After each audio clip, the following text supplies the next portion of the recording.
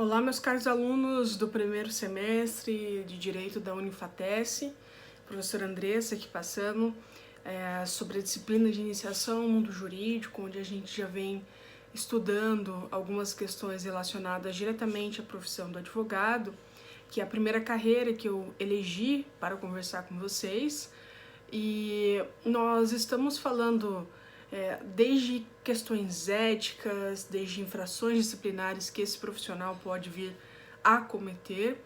Já começamos a falar sobre a questão de honorários, né? Como é que se faz essa cobrança.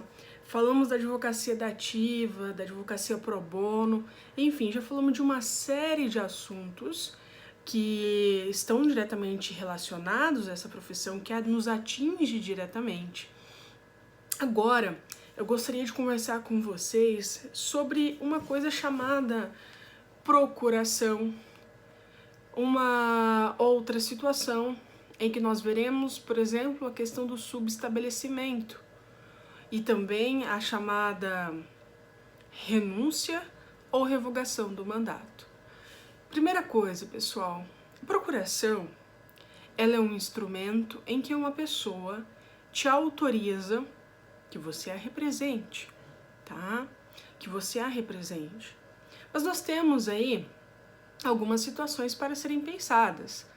Por exemplo, a procuração chamada judicial, ou seja, para atos que serão praticados em âmbito de questões judiciais, ela tem alguma formalidade? Será que é importante que a gente tenha limitação, prevendo ali poderes específicos? É sobre isso que nós falaremos. De outro modo, vamos pensar, será que há alguma situação? Aliás, no nosso país nós temos um problema social muito grande, que muitas das pessoas são analfabetas. Como é que a gente colhe uma procuração de uma pessoa analfabeta? A chamada procuração a rogo, né? Nós precisamos pensar nisso. Qual é a solução que o direito encontra nesse caso? Também precisamos falar sobre a questão dos absolutamente incapazes ou dos chamados relativamente incapazes também. Os absolutamente incapazes, que são os menores de 16 anos, será que eles conseguem dar procuração? Será que uma criança pode dar uma procuração? Ou será que ele precisa ali de uma representação, por exemplo, de seus pais? Outro assunto para conversarmos, ok? Então, a procuração extrajudicial ela tem uma série de implicações em relação à pessoa analfabeta, como é que se processa essa procuração, em relação aos incapazes, como é que essa procuração é feita? Então, nós precisamos conversar sobre isso. De outro modo, nós temos ainda a chamada procuração ad judicia ou et extra, que seria uma procuração que ela não vai apenas colher, né, uma autorização para atos em âmbito judicial, mas também fora dele. Então, nós precisamos também conversar sobre essa espécie de procuração. Depois, precisamos também falar sobre subestabelecimento, né? O ato em que um advogado subestabelece a outro. Como que isso é feito? Né? Como que isso é feito em relação ao subestabelecimento, né? Que é o ato que o advogado vai fazer o quê? Ele vai transferir os poderes que lhe foram outorgados a outro colega, a outro advogado. Como é que fica essa situação? Será que o advogado se desvincula totalmente desse processo?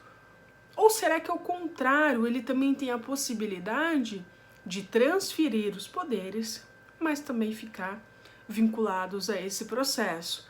É uma implicação que nós devemos conversar, ok? Então, nós precisamos conversar também sobre esse assunto, o chamado subestabelecimento que o advogado dá ao outro colega, ok? Que tem duas espécies que nós veremos. Depois, de outro modo, precisamos também falar, e quando eu recebo uma procuração, será que em algum momento eu tenho, por exemplo, a possibilidade de renunciar a esses poderes que me foram outorgados? A chamada renúncia do advogado? Será que tem alguma responsabilização Será que se exige algo que do advogado, no sentido de, será que ele tem alguma formalidade a fazer? Será que ele pode renunciar? E se pode renunciar, de que maneira isso vai acontecer? Será que ele tem que dar ciência ao cliente? Será que tem prazo para isso? São questões a serem conversadas também. Outra situação também, a chamada revogação do mandato, né? Ou seja, o cliente já não quer mais aquele profissional, busca outro. Como é que isso acontece, essa revogação do mandato por meio do cliente? E a questão dos honorários, como é que fica? Será que eu revogo a procuração, revogo o mandato e o advogado simplesmente nada recebe? Será que a gente fica a ver navios? Como é que é feita exatamente essa situação? Bem, meus caros, resumidamente, como ainda temos algumas situações acerca de honorários advocatícios para conversar, especialmente ali os honorários de sucumbência, né? Por exemplo, a forma de pagamento, como é que se faz isso? Penso que essa segunda parte em que falaremos sobre procuração, sobre subestabelecimento e saída do advogado do processo por meio de renúncia ao mandato, já será suficiente para que a gente converse na próxima aula, porque eu quero dar bastante atenção a esse conteúdo, então não vejo aí razão da gente correr com isso.